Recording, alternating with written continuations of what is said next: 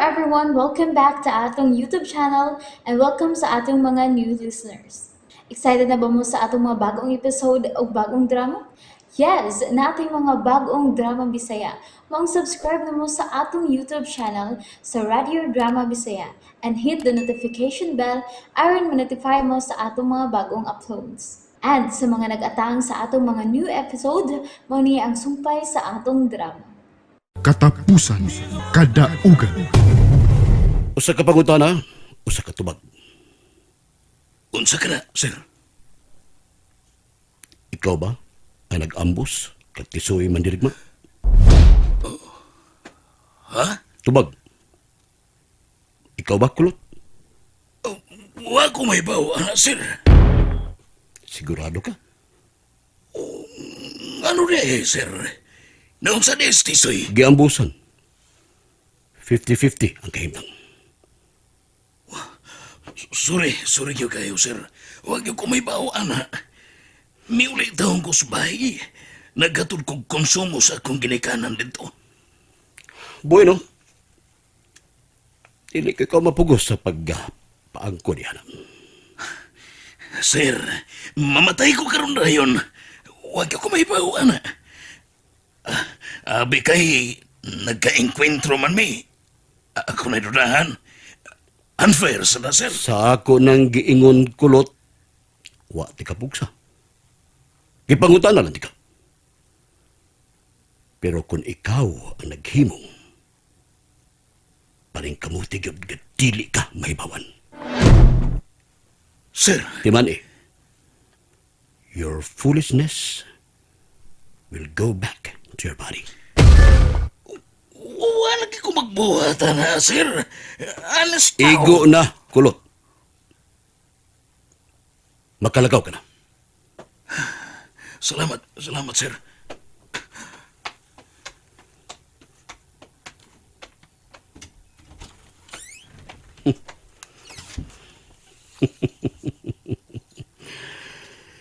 Di na ko labaron ang akong uo ninyo. Kung patay mo, why problema? Igo lang kung mulimos ninyong mga buanga mo.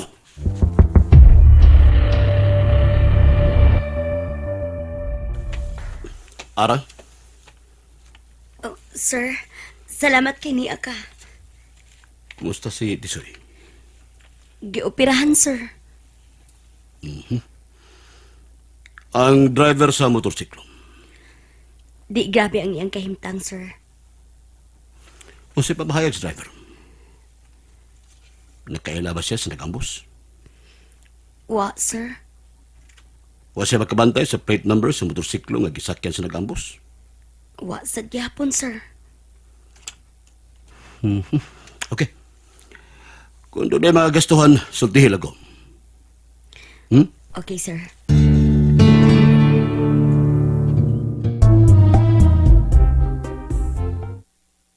Bay, Darje, huwag pa maligo lagi. Kaligo na. Kay, hapit na ang alas 7, oh. May misa pabaya before sa atong graduation. Di lang tingali kumupaso by road eh. Na, nayabag na. Nga nung taon di ka mo paso eh. Bay, pila ta katuig nga nagbalik-balik sa eskwelahan. Unya karon nga niabot na atong kalampusan. Dili ka mapaso? Wa si Mano Herbert. Og tungod lang ana, dili ka mapaso? Tana, oy. Dili babag ang wa pagtungha ni Kuya Herbert sa imong pagpaso. By road eh. Ipakita ni Kuya Herbert nga makabalugan sa imong kaugalingong mga tiil. Dili kay magsalig lang gihapon ka kang manoy nimo. You are old enough. Professional ka na. Mao na hunahuna pag-ayo. Kinahanglan nga doon na kay kaugalingong paghukom. Kinahanglan nga sa bisan usang kakulian, ligon ka nga mautubang sa kamutuuran. Sama ka no? Tungod lang kay wa si Kuya Herbert, dili kang paso. Oh, come on. Use your common sense, bay. Mao ni timan ibay. God's plan is always the best. Sometimes, the process is painful. But don't forget, that when God is silent, He is doing something for you. Oh, English ah. Sige na mag-English diha. Tapos waiting good ta. Ato sang ipabati nila nga may nakamahuan ta. Ibaw ko eh. Mm. Dili na imo. Ang gitext na ni Father Josue. Oh. bitaw. Bitaw bay. Pero naay katinuoran, di ba? Busa. Cheer up bay. Kaligo na. Kanugon atong gipaasal ni Maris kung dili ka mo paso. Lihok na. Be strong enough. Bati si Manoy. Bati siya. Naiubos ko na yan. Iya kong giinjan. Oy, kaligo na oy. Kay mga to na ta. Uy, hala. Nay mi abot. Kinsa mo ka? Pasin sa kay Herbert.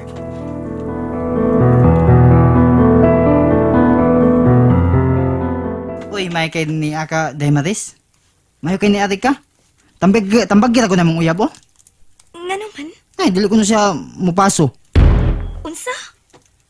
Dili siya mupaso kay wa mo abot iyang Kuya Herbert. Bugok yun.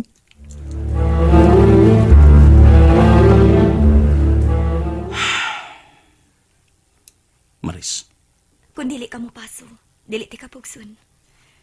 Pero mauli na ko. Og katong inasala, ako na lang tong ipato nimo dinhi. Og dili na sad ko mo appeal sa celebration. ayaw. Ayaw, Maris. Mupasok ko. Kung wa na maghatag og bilis Manoy nako, pues, ganong pugson man siya. Kung kalimtan ko niya, pues, kalimtan ko usab siya.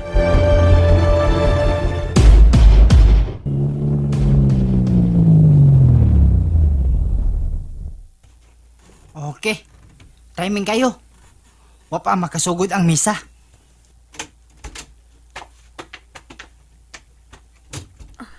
Dali na, RJ. Oh, Maris.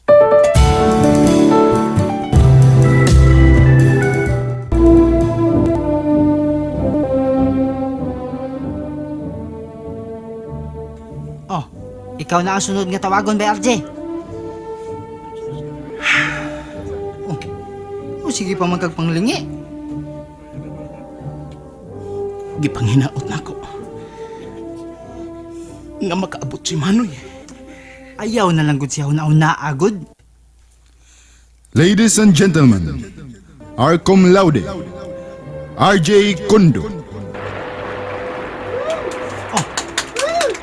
Paso na! Paso na! Ug Kuya Giday Maris, ikaw ang musabong sa iyang medal.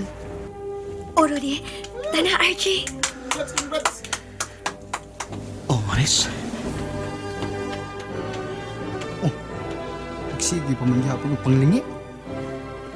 Lamasin paghapon siya nga moabot si Kuya Herbert.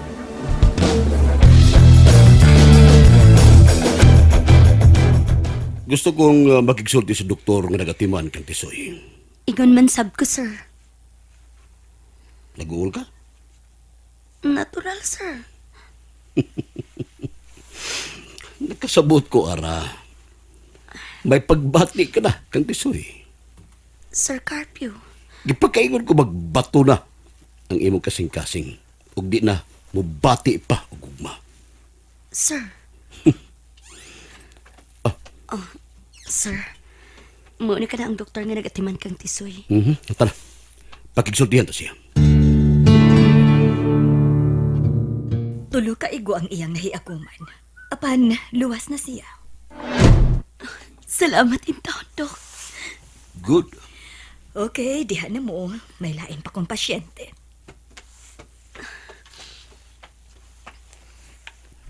Oh. Isa maga? Huwag ka na ngay kagulan, Ara. Luwas na si Tisoy. Oo, sir. Pero magbayad ang naghimuan ni. Isa may ginudahan mo.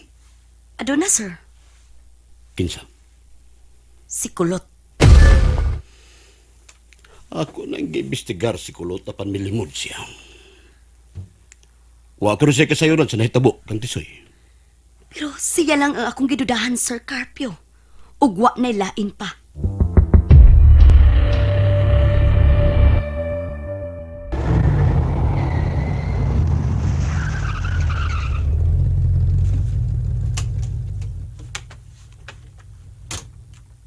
Sir Carpio, Oh, kulot. May tuyo ka? unsa ray balita kang Kisoy? Nga nangungutanang ka man. Ha? Asa siyang ospitala? Nga naman, imong tiwasan? Ayaw, ana, sir. Wala kitaon ko'y kasayuran. Honest pa, oh. Gusto lang kong mahibaw kung unsa iyang kaimtang. Buhi siya, kulot. Buhi si Tisoy. Kuno, sir. Asa siyang ospitala? Muduaw ko niya. Tugani ko, sir. And there you have it, everyone. Thank you for listening for today's episode. Stay tuned for our next episode. Bye bye.